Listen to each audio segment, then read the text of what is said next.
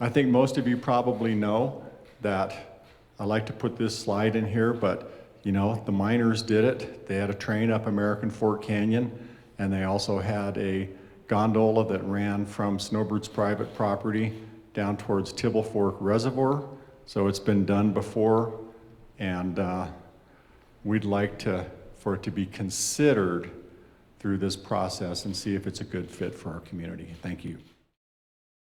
You wanted to give Utah County people more opportunities to recreate in the canyon. And you know, one of the fears that people have, frankly, is a gondola going from the Twins or going, you know, from Mary Ellen down to above Tibble Fork Reservoir. What are your thoughts on that? Is that so? I think that that Snowbird put it on the table as an idea to consider.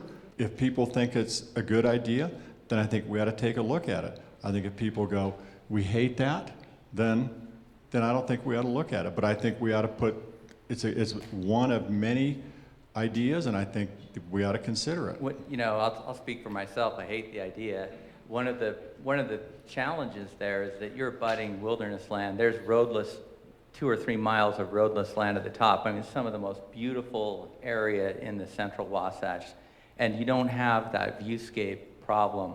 I mean, a gondola in there totally changes the character. And I'm a resort skier and backcountry skier.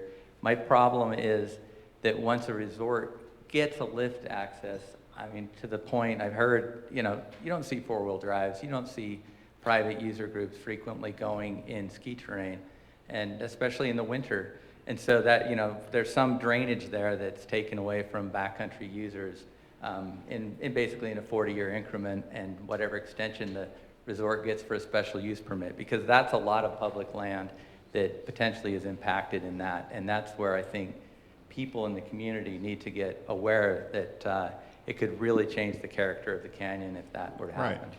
And I appreciate your opinion, and I think it's, you know, if it turns out that our community, your community, think that it's a bad idea, then I think we ought to not do it.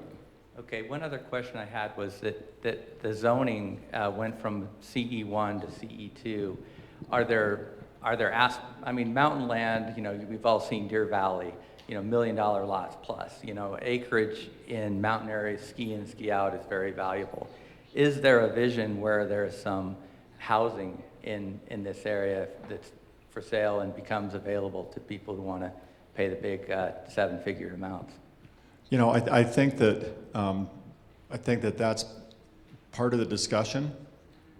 You know, I think, you know, some of the properties that we have here, you know, might be an opportunity to do that. That is not my first choice.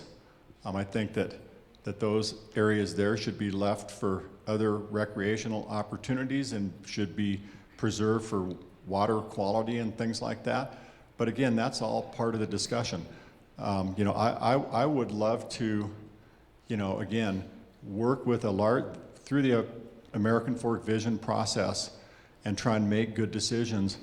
And if it were up to me, you know, I would like to see a large piece of this property here that's preserved, and that we, you know, trade it, you know, to ensure different types of recreational opportunities and to preserve our watershed. Is that the one you want to trade for the 100 acres down at Granite Flats, possibly? That's the one we've talked about. We can put lifts in you know, Mary Ellen Gulch, you know, so a lot of that can happen regardless of what happens here with additional Forest Service land. And doesn't the Mountain Accord also give you property in the upper elevation of the Twin Peaks in Mary Ellen? So that Correct. So is there a plan then, in order to use that land in Mary Ellen, you would need an access from the upper elevations.